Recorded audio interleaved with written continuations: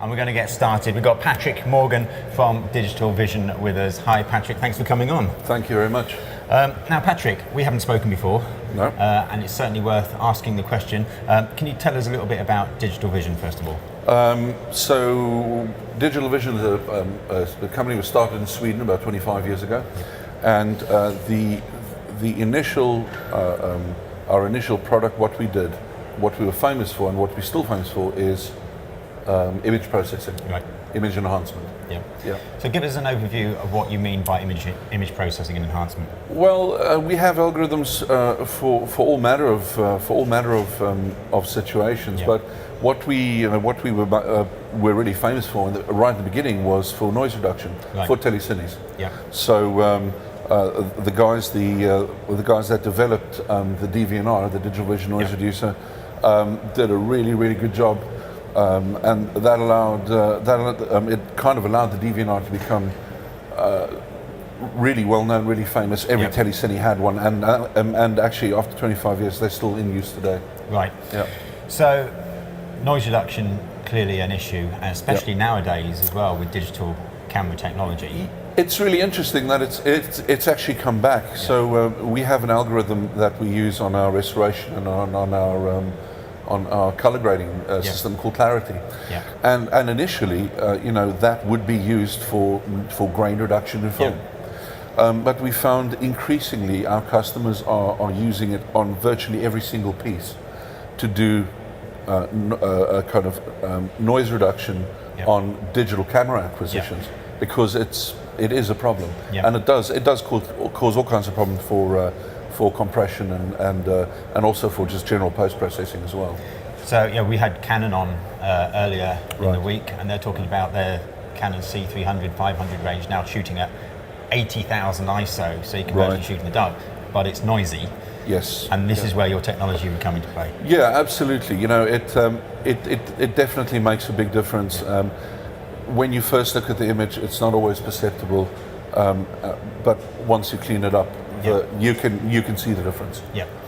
So this is IBC. There's always new stuff to talk about. Right. You obviously have a range of, I understand, software and hardware solutions. Correct. Tell us a little bit about the solutions that you offer. Right. So the first one in line would be Nucoda, which is our color correction solution. That's been around for a long time, and it's a continual evolution for that. Just adding new formats, adding new features. We do almost monthly releases. Right. So we don't always have like a massive big feature release. They, smaller, steady, regular releases. So the Nucoda product is going from strength to strength, and continued development on that and on the precision panel as well. The other software on the other side is Phoenix, which is our film and video restoration tool set. Now that's become increasingly more necessary the way that archives are decaying at the moment, being video and film. So we have a large amount of interest in that, and that product is doing really well. We have some new tools for Phoenix. All our algorithms are designed to be as automated as possible. In other words, do as good a job as what you can without too much user intervention. So we have new algorithms for stabilization and removal of splice jumps automatically, as well as we have a de-warper that'll automatically de-warp kind of the waterfall effect that you get from old telecines or from telecines and from certain scanners. So that is, it's really good and very important technology that we're showing at the show. A GoldenEye, which is our archive scanner, that is, we have new gates for that, and we, that's also in a continual kind of level of updates. We're looking at new optics and all that kind of thing. And then I think the most important thing is that we're showing at the show is a new hardware product called Thor. And Thor is a platform for our algorithms. Okay. Something like Clarity, which will be the first algorithm to be released, we will be able to run in real time at 4K. Wow. Or 4 streams of high definition at real time. It's file-based, it's video-based as well, so if you want to put video in the one side, get video out, you can do that. And what's very important about it is that it will fit into any workflow. Okay. So it can go into a broadcast, it can go into post, it can go anywhere. You know, it's not restricted to our ecosystem. It'll fit in anywhere. Brilliant. And the format of this, the Thor device, is it a rack-mounted unit?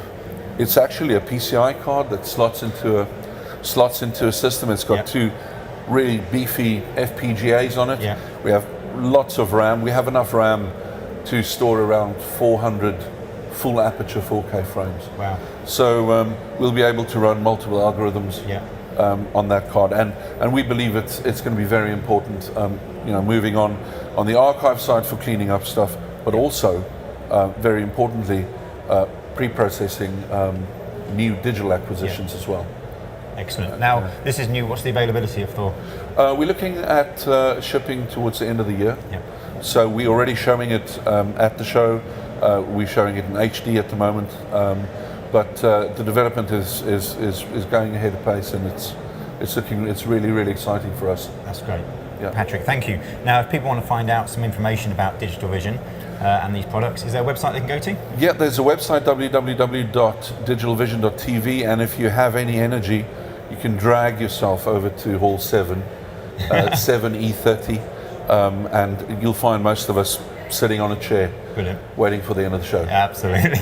I know the feeling, Patrick. Thank you very much for coming on. Absolutely. Go and have a look at their website and find out information about all their products and services, and of course the new product Thor. If you've managed to stagger in, as he says, to IBC, you can find them Hall 7 and stand E30.